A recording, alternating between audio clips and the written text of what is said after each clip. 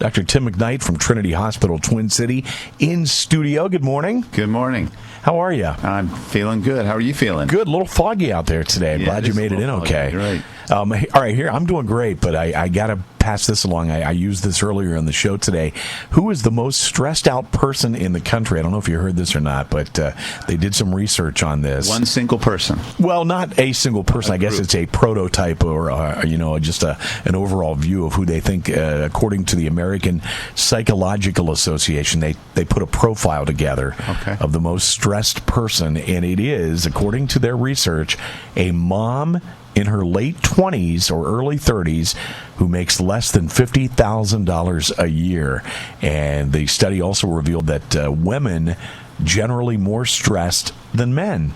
So what do you think? I've seen it, so I believe it. Okay, so it's not a surprise to you. Not a surprise, no. Yeah, I mean, think about that, the world we're in today, a young mom, taking care of the kids, trying to juggle a family life, that is kind of stressful. It's got to be tough. I'm glad I didn't have to go through that. Yeah, so I mean, think about that, and women more stressed than men. I wonder if that's just because guys just kind of are a little more lighthearted. Women they roll get with so it. much on their mind. They multitask so well, but sometimes they probably multitask too much, and I think that adds to their stress. Yeah, I mean, it's interesting that moms are always going to be probably a little more stressed because they're worrying about the whole family and then life in general and keeping the house running and all that. So I say we do everything we can to help moms or ladies to be less stressed. Good advice. I think men could really come to the rescue. Yeah, I agree with you. Hey, you were at a very important seminar this weekend, and I know you're excited because you learned quite a few things, and we'll probably be talking about them over the next few weeks here. But you've come up with some. You come back all energized and ready for some big things. Yes, I was at Austin, Texas, for a conference called Hormones and Beyond. So we talked about the benefits of bioidentical hormones, but half of the conference was focused on diabetes and obesity and how to reverse both of those. So if you're a type 2 diabetic, the message was this is reversible. Medication doesn't reverse anything. The medication, even though it might lower your hemoglobin A1C in a diabetic, that does not mean that your health has improved. In fact, it's probably getting worse.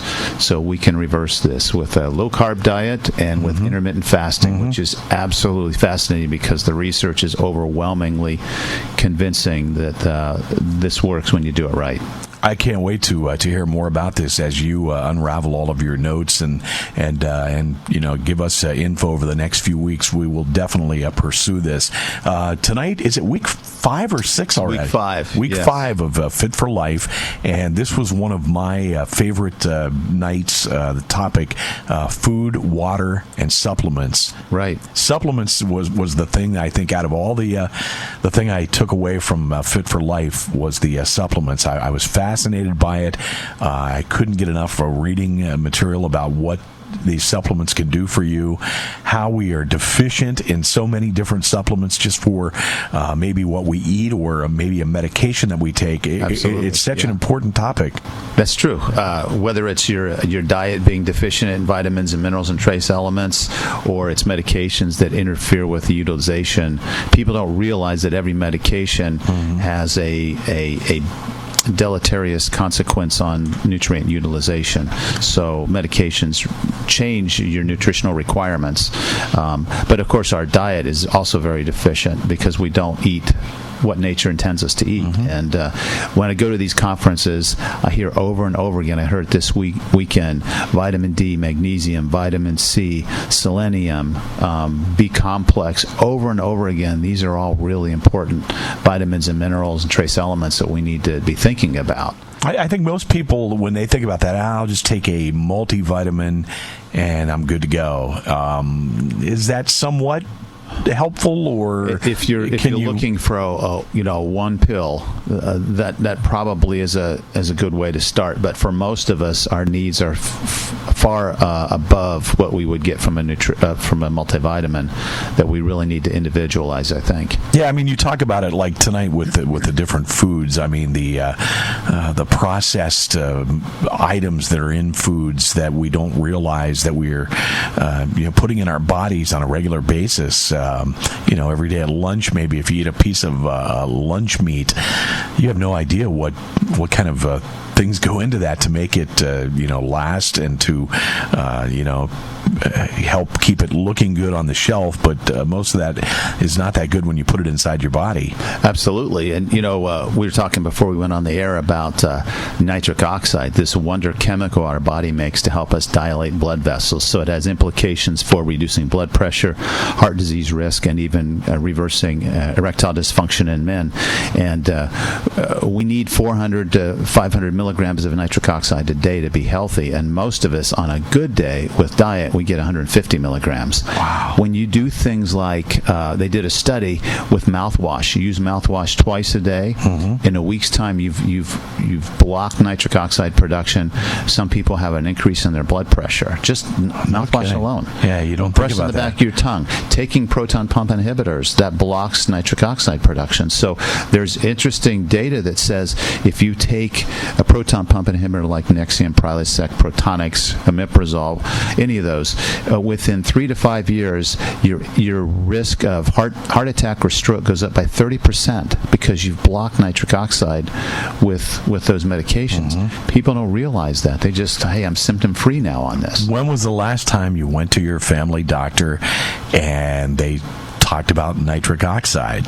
I can't ever remember that happening. It's not something that you learn about in medical school. I'll tell you that. Yeah, this is something incredible. You have to pick up on the side. But there's so much good evidence on this. And this presentation I listened to was from a physiologist from Texas, and he's has a number of patents on this biochemistry and technology. Mm-hmm. But it makes perfect sense and it works.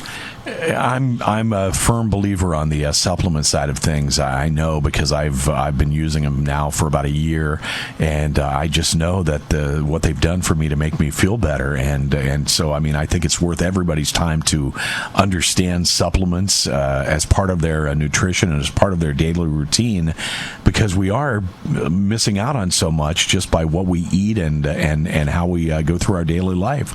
And again, that's pretty much the gist of the topic tonight at Fit for Life. That's right. And I remind people in tonight's class that supplements, it's not a substitute. It's a supplement to a healthy diet, nature's diet.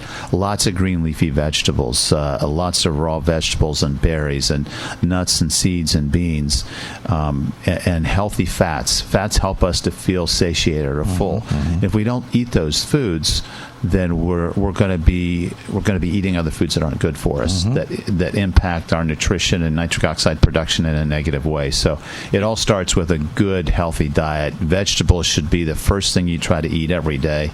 Healthy fats, mm-hmm. a little bit of protein, lean protein, and then nuts and seeds and beans and berries and those kind of foods. So that's the focus. And the other thing is that there are supplements out there. Walk into any drugstore, any convenience store, you're going to see an entire shelf of supplements. But for the most part, you've got to get the pure, the real supplements, and you're not finding those a lot of time on these $2.99 bottle of B12 complex or whatever. Yeah, that's a great point, Steve, because the FDA doesn't regulate supplements or the sale of supplements.